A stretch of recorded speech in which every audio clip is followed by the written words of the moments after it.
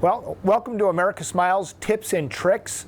The America Smiles Tips and Tricks segment of our program, we're going to be touching on various financial subjects, technical subjects, and also marketing subjects. The whole idea of this program is just give you real simple tips and tricks, help you run your business more efficiently.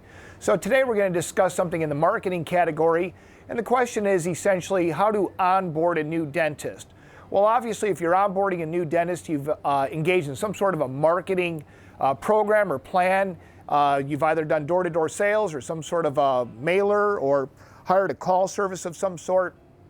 But in any event, once you've gotten a new doctor to try you for your first case, you can usually want to go, depending on how the doctor sends it to you, usually they'll send you just one case, get a chance to get the patient in, see how the case fit. I'm going to assume it's Crown and Bridge. We'll speak from a Crown and Bridge standpoint.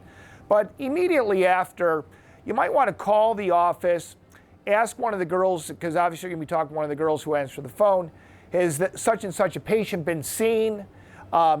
She says and confirms, yes, the patient's been seen, you might want to ask, can I talk to the doctor? I just want to see how the case went. She might volunteer to ask the doctor for you, but if you can be a little bit persistent to make that personal connection with the doctor, and also a technical connection with the doctor. I've made a point throughout my dental career of not talking to auxiliary staff on a technical basis, asking them how the contacts were. They have to ask the doctor, then it gets back to you. I usually like to talk directly to the doctor. Sometimes I've even sounded a little offensive saying, I'm sorry, I won't talk to auxiliary staff about technical issues. I want to get right to the doctor. So best you can, if you're confident that patient has come in, ask the doctor, how was the shade, how was the margins, how were the contacts, how was the bite? At this point in time, ask, is there any chance, we can get you to try us for a couple of more? We understand that anybody can get the first case right, get a little lucky.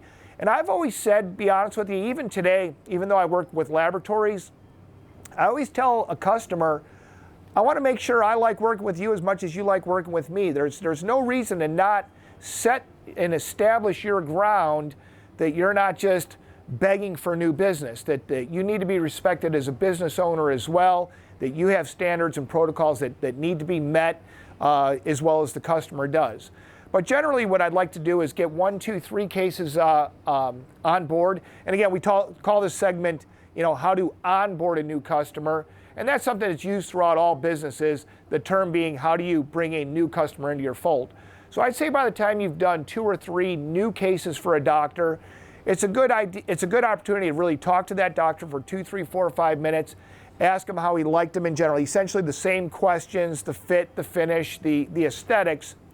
If you're confident that the doctor has liked the work, it's your opportunity to kind of establish yourself as an individual business owner and start saying, doctor, things that I'll say to a customer, I'll go to the ends of the earth to provide the best product and the best service I can, but there's a few things that I need, a few things I need from you. I need quality of impression from you. I need the right amount of time, and to be honest, Doc, I'm a stickler for being paid and paid on time. And if I can get those things from you, I'll give you the ends of the earth to get a good quality product to you. The other thing is, it's a good opportunity to talk about remakes. You can tell a doctor, say, look, we all know that remakes are part of the industry. I'm proud to say my remake ratio is about 2%. So, about 2 out of every 100 crowns you can expect are going to have to be remade. Doctor, I want to tell you, I reserve the right to make a case twice and be paid once. The whole idea of you saying I didn't like it and sending it somewhere else really is never going to work for me. It's also a good opportunity to say, Doc, I have a policy here. For the most part, if we're pretty confident the flaw was in the impression, I'll do that case for half charge. If we're pretty confident that it's my fault, I'm going to be doing it at no charge. But let's also be honest, the weak link in our system in dentistry is that impression. I'll try to hold you to a high standard. I'll try to give you feedback on the impressions you're giving me. And if I think something needs to be remade, I'll let you know that. If I think impression needs to be retaken, I'll tell you that ahead of time. But in any event, it's really a good opportunity to establish yourself of saying, I'd love to do your work, but I am an independent business owner. I do have standards. I do have quality standards that I have to adhere to.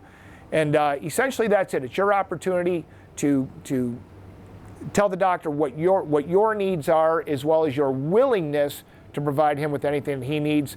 Again, a great opportunity to go over some of the additional services you offer, some of the time frames, make sure that he's got enough lab prescriptions, make sure he has your price list. So essentially, onboarding a doctor, communicating after a couple of cases have been delivered, letting them know that you're more than willing to provide all that they could ever ask for, but it's your opportunity to set your standards of what you expect from them as a business owner.